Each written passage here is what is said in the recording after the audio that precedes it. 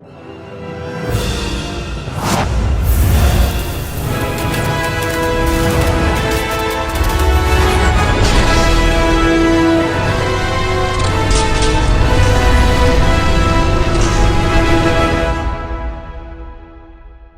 guys, what's going on? Welcome back to another video. As you can see, I am in a hotel room because I am on a little vacation for a wedding right now. And yeah, I wanted to talk about Halo. So before we even get into my thoughts on this, I do want to talk about my legacy, I guess you could say, with Halo up to this point. My history with Halo is probably the best thing to say. I also want to mention that I don't have any of my equipment that I usually film stuff with, my ring light, my microphone, anything like that. So if the quality of this video in terms of lighting and things like audio are not as good as they usually are, I do apologize about that. And this episode, the final episode of Halo, actually dropped a little over a day ago, but I was traveling, had some layovers and all that jazz. But now I'm here, just watched the final episode of Halo. I was watching this week to week, as I usually do now. I'm doing one season review at the very end. I'm going to stay away from spoilers, but I may touch on a couple things that, you know, are kind of really a big part of the show that I guess you could look at as spoilery, but I'm going to stay away from anything narrative based or anything like that. And yeah, before we even get into this, like I mentioned, I wanted to kind of talk about my history with this series. Halo has been a huge part of my life for many years, especially in my teenage years. I remember when the first Xbox came out and the first Halo became this huge phenomenon. I mean, I think every person who was into video games at that time, and specifically into shooters, was playing this game. It felt like the biggest thing at the time. It felt like everybody was always waiting to get out of work, get out of school, go for the weekend, whatever the case may be, just so that they can sit down and play some Halo. And man, I have put so many hours into Halo. I have to say, specifically on the first 3 Halo games, I have to have put hours, thousands and thousands of hours, so many hours I can't even imagine. And with the subsequent video games that would come out after that, I have still put in hundreds and hundreds of hours into those games, having played every single Halo game that's ever been released. Whether it's the main Halo games, Halo 2, Halo 3, Halo 4, even Halo 5, or things like Halo Infinite, the most recent game, things like Halo Wars, or even the over-the-top shooter game, like I think it was called Spartan Assault. I have played every single Halo game, Halo 3 ODST, Halo Reach, all of it. I've played it all. I've played them multiple times. Some of them I played 4, 5, 6 times in terms of its campaign, even more so for certain games like Halo 2 and Halo 3, where I used to just run the campaign with my friends over and over and over again, looking for Easter eggs, the skulls, just replaying it or helping each other get achievements. Beyond that, on the multiplayer side of things, I mean, the amount of hours that I've put into Halo have been insane. And not only has it been one of the greatest bonding experiences over the years for me and my various friends who are into video games, it was also a great bonding experience for me and a lot of family members like my dad or my sister, my uncle, and so many others that I used to just sit there and play Halo with for hours and hours on end, creating custom maps, playing on the same maps over and over again. And man, when I think of some of my most fond memories playing video games of all time, Halo is at the center of that. So now we have Halo on Paramount Plus, a 9-episode series, and I want to make something abundantly clear right out of the gate.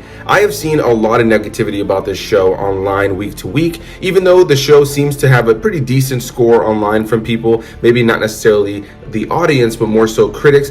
I have found that a lot of audience members have been giving this show a hard time since the very start, and every criticism I see continually thrown at this show all really has to center on the fact that this show does not tell the same story of the video games. As somebody who, like I just mentioned, loves this series and knows this series very well and knows the story very well because of repeated visits of that narrative, yeah, this is not a story that follows that. This is not an adaptation of that story. And if you're going into this as a video game fan of Halo and expecting a story that tells the exact same story of those games, then you will be disappointed. Beyond that though, I honestly loved this show. I had so much fun with it from beginning to end. And ultimately, this was a show that took the pieces, the players, and the elements of what Halo is and told its own new original story, and what I found to be a really solid season of television that kept me engaged, had twists and turns and surprises, and had tons of Easter eggs, references, and nods to things from the games that someone like me was able to pick out.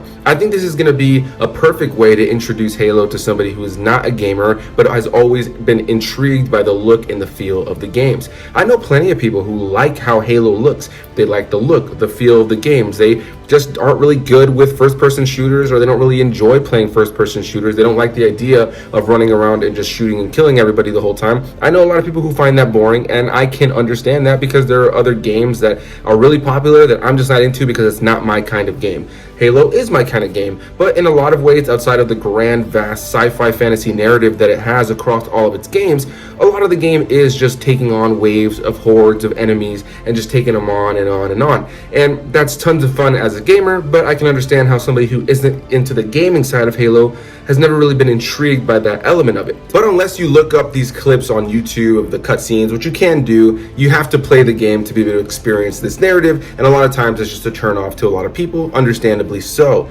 And so with that said, I think that this Halo show does a fantastic job, again, of taking the players, the elements, the sound effects, the overall lore of this world, and telling a brand new story for a new audience to be able to latch on to these characters and see what people have loved about Halo all this time. And for me, I had a lot of fun with the show, I'll be completely and utterly honest. At first, I will say, in the first episode, though there was tons of moments that had me completely geeking out, there were elements that definitely made me realize, okay, they're doing their own thing here, and there were things that made me feel a little bit weird about watching this. There were elements that didn't really feel like Halo or did things that the Halo games have never done before, and I won't lie, those things took me out of it a little bit. But I had to tell myself, similar to when I go into an adaptation of a comic book character, I never expect them to give me exactly what the comic book said or did. I need something and want something that's different and has its own identity. So on that level, I think that this show really nails that, and I really thoroughly enjoyed that element of the show. I love that I was able to kind of go into a Halo experience and not really know where it was going to go, rather than watching something that I'm already familiar with in terms of its story and just waiting for certain moments to happen. This was able to take Halo, again, and those elements, those different things that make Halo what it is, and, you know, tell its own story, something new and fresh. I think if you're somebody who's into, you know, comic books or things like fantasy and sci-fi, there's going to be so much to really enjoy here, especially if you're a fan of things like Star Wars, Dune, Star Trek. There's definitely a lot of, you know, influence brought to this, because this is the first time ever that we've had a real big budget Halo thing put to screen. We've had various fan films and short films that were maybe companion pieces to some of the video games that have been live action Halo things, but we've never really had a full scale movie or TV show that really fleshes out Halo, Master Chief, and the entire narrative. So again, I think it needs to be abundantly clear going into this that you have to expect this show to be something new and fresh. And I think if you're watching this and you've always thought Halo looks cool, but you always felt like you didn't know what was going on, this is a perfect entryway in for anybody who has never played the video games and isn't a gamer and has no interest in playing the video games. And for all of us who are big fans of the series, I get some of the gripes, and we're going to talk about them in a little bit, but overall, I found this to be a show that really does honor what Halo is, but it tells its own story. So it's tough to say it honors what it is by also recognizing that it tells its own story and it does not tell the story of those games. And so some people are just not going to like that. And a lot of the criticisms I saw online week to week around the show really centered in on the fact that people were just frustrated with the fact that they weren't telling the story as they knew it, or they were doing things with the characters that they had not done in the video games before. Some of those things bothered me too, but it never took away from the overall experience of a fun, big action sci-fi universe that is just rich for storytelling and shouldn't really be limited to the stories that we've been already told in a cinematic way in the video games. So Halo, like I mentioned, is a 9-episode series on Paramount Plus. The directorial duties were split amongst multiple directors. You have Jonathan Liebsman, Otto Bathurst, Roel Renee, and Jessica Lowry, with the main 2 writers on the series being Stephen Kane and Kyle Killen, and there were some other writers that were in the mix as well. And then the cast is just jam-packed with people like Pablo Schreiber, Shabana Azmi, Natasha Culzac, Olive Gray, Yeren Ha, Bentley Kalu, Kate Kennedy, Danny Sapani, Jen Taylor, Bokeem Woodbine, and Natasha Elhone. And of course, you have to talk about the beautiful music that was in this that completely had new music for the Halo franchise, but also reprised music from the video games, and that score was done by Sean Callery, who is credited for having already done 18 episodes in this series, so I'm assuming season 2 is coming out very, very soon. And there are so many incredible people who were part of making this show what it was, whether it's in front of the camera, behind the camera, and I would just be sitting here listing off names nonstop if I didn't just kind of narrow it down to these names. And I'm going to talk about some of them in particular right now in a moment. But yeah, overall, I found the cast to be really strong here. I really thoroughly enjoyed the look, the feel, the vibe of this show. The action was big and over the top, and the production value of this show I found to be great. The CGI was great throughout. There are a couple of moments in some of the action sequences where things look a little bit like a video game, but for a show that's based on a video game series, I don't really think that's necessarily a negative. It definitely fit the tone, the look, the feel, the vibe of what Halo is in the video games. And just to be able to see this stuff in live action with high grade CGI, I thought was really great. I really enjoyed the look and feel of this. There's also a really great use of practical effects, especially on our main characters, the Spartans, and being able to see people in armor that moves and doesn't feel too restrictive, and it looks like they're actually able to do stuff in, I thought was really cool. And overall, I really enjoyed, again, the production value. I feel like this show really did put you into the Halo universe, and you can tell that they took a lot of, ideas and concepts from the world of Halo into the show to make it feel and look like Halo. Let's talk about the star of the show, Master Chief, played by Pablo Schreiber, or as I knew him before this, Porn Stash from Orange is the New Black. And when I heard that he was going to be playing the role of Master Chief, I didn't really know how I felt about that. I thought to myself, why not just get the voice actor who plays Master Chief and just have him do the voice throughout the entirety of the show? Well, I'm going to get into something that you could look at as spoilery, but literally happens in the first episode, and every episode after that, any marketing, posters, or trailers all showed this, so this is not necessarily a surprise 100% at this late into the game, a couple of months into its having been released. In the first episode, Master Chief takes off his helmet, and over the course of the show, this is a very constant theme that we will see. And that is part of why I think they cast an actor like Pablo Schreiber rather than getting a voice actor to play Master Chief, because they wanted to be able to show Master Chief's face. This show really heavily focuses on Master Chief's origins without being an origin story in and of itself. The basic premise of this show is that pretty early on, once the Covenant, the aliens that are the villains of the narrative of Halo, once they show up and start causing problems, Master Chief and the rest of the gang, Silver Team, the rest of the Spartans, show up, and they end up coming across an artifact that when Master Chief touches it, ends up sending his mind into the past, showing him flashbacks of a life that he no longer remembers. And over the course of the show, he starts to try to uncover the things of his past and learn who he was before he was the Master Chief. And yeah, so this show in a lot of ways tells its own story on the hunt for the Halo, while also being a story that gives us an origin to Master Chief. Now, for anybody who's familiar with the games, we know that Master Chief has never taken his helmet off. And if we've ever had moments where he was suiting up in a cutscene or anything like that, you would always only ever really see the back of his head, and that is very few and far between. So right out of the gate, something that I need to mention is that this show definitely has a very Mandalorian-esque kind of feel and vibe throughout the entirety of the show. And so without a doubt, there's this element while you're watching it that feels like they didn't want to make this show feel like The Mandalorian with these characters that will not take their helmet off. So that's a big bummer, because I feel like had this come out prior to The Mandalorian, we probably never would have had that, and Master Chief probably would have kept his helmet on from the beginning of the show to the very end, just like in the video games. And so right out of the gate, I think that's one of the things that really frustrated people in the first episode, and a lot of people were turned off and stopped watching altogether. And whenever they'd see the marketing for the show, any trailers or posters, and they'd see him without the helmet, people tended to always have like a negative thing to say about it. And you can tell a lot of times that a lot of people weren't watching the show, because for me, despite that element, I really enjoyed the narrative they built around here, and I think that Pablo Schreiber really brings a really compelling and realistic performance to somebody like Master Chief. I really enjoy the way that he plays Master Chief earlier in the show versus as he starts to uncover things and how he starts to change near the end of the show. And there's plenty of great moments with Master Chief having his helmet on in this show, some badass action and tons of what you look for in Halo. So it never really took me out of it too much, but I will say, when I watched the first episode, which I watched twice before I ever saw the second episode, yeah, I always felt weird that second that he took his helmet off. There was something about it that just felt kind of like sacrilege in a way when it comes to the Halo franchise, but I do understand why they chose to go that route, especially with the story that they were telling. But yeah, for me, that was a minor gripe as the show started to go on, even though it bothered me a lot in the first episode. And I think that Pablo Schreiber did a fantastic job of playing Master Chief and giving us a lot of energy that was very different to Master Chief this time around, while also feeling very similar to Master Chief from the video games. And again, on the Mandalorian thing, The Mandalorian itself introduced the concept of Mandalorians not taking off their helmets, which was new to Star Wars fans because any Mandalorians we had seen in anything on screen prior to that would take their helmet off all the time. Now, they have answered that in The Mandalorian, but I think to avoid this show feeling too much like The Mandalorian, they chose to, have Master Chief take his helmet off pretty early in the show. And so, yeah, again, I know that bothered some. It bothered me as well, but I moved past it. I definitely want to take a moment really quickly. I'm going to look down at my notes and just praise the other Spartans in this show. Not all of them were given an abundance to do. One in particular, the character of Kai, played by Kate Kennedy,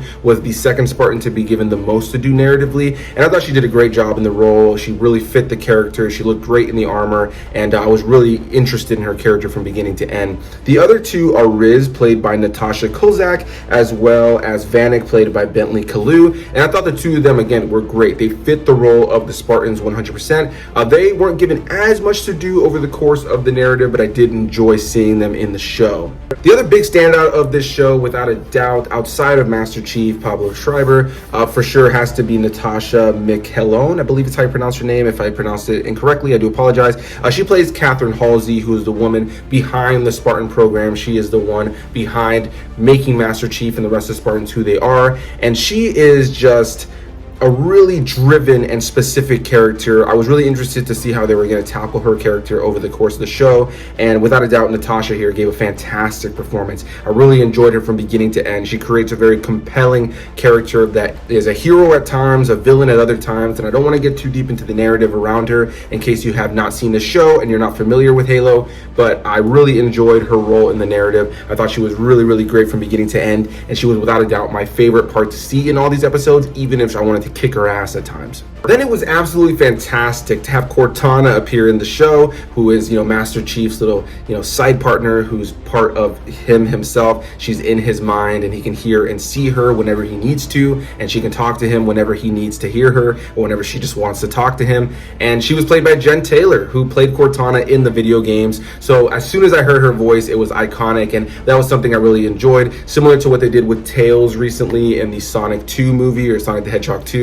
They brought the voice actress who played Tails in the video games, giving us that consistency. So if you are a fan of Halo, I think there's no way you could watch this show and have the moments between Master Chief and Cortana and not feel excitement around the idea that we have Cortana played by Jen Taylor in this show. I thought that was great. And there's so many other great characters and actors to talk about in this, but I'm already going way longer in this video than I wanted to initially. But I definitely want to touch on Yaren Ha, who plays Quan Ha in this show. And she's kind of the character you thought was going to be the main character at the beginning of the show, because the show starts and we focus on her as we see her home planet, Madrigal, be completely decimated, especially her rebel base, where her father was the leader of this rebellion, being destroyed, including her father and everybody else. And she ends up tagging along with Master Chief for a little bit, and you think that it's going to kind of be like a Mandalorian kind of thing, where you have this hardened guy who takes on this younger person and takes them on an adventure, very similar to kind of The Witcher as well. It seemed like they was going to go in that direction, but I will say they do move away from that basic idea over the course of the show. They don't really hone in on that. But yeah, Quan Ha is probably the other central character in the show, as we see over the course of the show after the first episode where her home has been destroyed, that she is trying to rebuild the rebellion against the Covenant and trying to rebuild her, family and her home in the way that she wants to, and kind of live up to the legacy of her father. And yeah, I will say that for me made the show feel a little disjointed. I did enjoy the character of Quan Ha. I kind of feel like she was supposed to be like the juxtaposition between her and Master Chief, where he's like this very hardened soldier with no emotions, and then she's this person who's driven to fight for her world and is emotion driven. And at times I felt like it worked, but ultimately when I think back at the show, the most interesting stuff in the show had to do with Master Chief, the other Spartans, Catherine Halsey, and everything that was going on there, Cortana, Master Chief learning about his past. And whenever we had episodes that were focusing on Quan Ha and everything that was going on with her, Madrigal, and her trying to rebuild this rebellion, not that I didn't like it, I did enjoy it, but overall I feel like now looking at the complete picture of the season, I think that her narrative and everything happening with Madrigal felt a little disjointed at times, and I just found myself more excited to see what was happening with Master Chief. There's one episode in particular that focuses all on Quan Ha and everything that's going on with her, and the entirety of the runtime, even though I was enjoying what I was seeing, I couldn't help but tell my mind, like, I want to see Master Chief. I want to see what's happening with that story because I'm far more integrated in what's going on there. And so, yeah, I am curious to see what they do with her narrative moving forward, but I wasn't crazy about it, if I'm completely honest. A couple other names I really want to mention really quickly before I wrap this up. Danny Sapani as Captain Jacob Keyes, the previous husband, the ex-husband to Catherine Halsey. They have a daughter in this show played by Olive Gray, Miranda Keyes, and she plays this character who kind of has this disconnect from her mother 100%, kind of from her father, and she never has really felt loved. She feels like the love child of these two people who really didn't love each other and are more about business and working for, you know, the government than they are really being parents. And so I really felt for Miranda over the course of the show, and I think that Olive Gray gave a great performance, as well as Danny Sapani, and I really enjoyed that family element around all of them, to be completely honest. And yeah, the other person I really want to mention really quickly is Bokeem Woodbine as Soren, who was a Spartan back in the day and used to work alongside Master Chief, but left that life behind to go and be a pirate. And yeah, he's not in the show a whole bunch, but I enjoyed seeing him when we did have him. And again, he was part of that whole narrative with Quan Ha, which at times didn't always grab my interest. Hey guys, I wanted to add this in really quickly because I just realized that I forgot to add this in here, but Charlie Murphy plays the character of McKee, who is an interesting key player, especially around the character of Master Chief over the course of the show. And there's things they chose to do with her character, Master Chief, and the bond that they tried to give their characters over the course of the show that didn't always work, felt a little rushed, but I did enjoy her role in this show. I am looking forward to seeing like how they kind of maybe bring her up in future stories. I won't really bring up what they do with her here, but I enjoy the idea of this character who is a human who was kidnapped by the Covenant and kind of works alongside the Covenant for the course of the show, and the different things that she kind of goes through and her change of mentality at times throughout the course of the show. Yeah, overall, I thought her performance was great. I wish they had done more with her, especially with when you see what they do with her at the very end. But I am curious to see if they bring her up later on in the show and see what they do with her. So overall, I've rambled a lot here. I found that the Halo series on Paramount Plus was a lot of fun. I think if you're a fan of sci-fi and fantasy, maybe you've dabbled in the games a couple of times, but you don't really know the story, I think that you can hop into this and have a great time. Because this show does really take the lore, the feel, the vibe, the sound effects, the look, and the entirety of what Halo is and tell its own story. It takes the pieces and tells its own story, and I think that rubbed a lot of people the wrong way, and I can understand why at times, but overall I found this to be a really great time, and the show was littered with Easter eggs. It was great to hear that iconic Halo music used in really great ways during badass action sequences, being able to see the sound effects return for their armor, for certain weapons, to see certain weapons in live action and see them being used, to hear the sound effects from the aliens that is exactly from the video game. You can tell that they wanted to honor the games here while also telling their own narrative, and for me, I really enjoyed it, and I really can't wait to see what they do with season 2, because they leave that shit wide open for season 2. So big thanks to you guys for watching this long video. I do appreciate it. I hope you guys enjoyed Halo. If you did see it, I know some people saw it and only saw one episode and said it wasn't for them and didn't keep on with it, and that's a damn shame, because I don't know about you guys, but I find for myself that some of my most favorite shows in my entire life, I didn't really find myself as in love with it until a couple of episodes in. That's not to say that there aren't shows that I loved on episode 1, but I actually really enjoyed this one on episode 1, so it kept my interest going on, and I really thoroughly enjoyed the narrative as we continued. And by the time we got to the end, I can genuinely say I love the show. I'm looking forward to seeing what they do next, and whenever the next Halo game that comes out that plays off of that narrative, I can't wait for that too. I think it's going to be really cool to be able to have a TV show that has its own narrative and video games that continue on the narrative of the video games. I think it's really cool. And what I also really liked about this, and then I'll wrap up really quickly, is that we are set up in a world where kind of, you know, these characters are a little established. When the Covenant first sees Master Chief in the show, they already call him the Demon, meaning that he already has history with these characters. So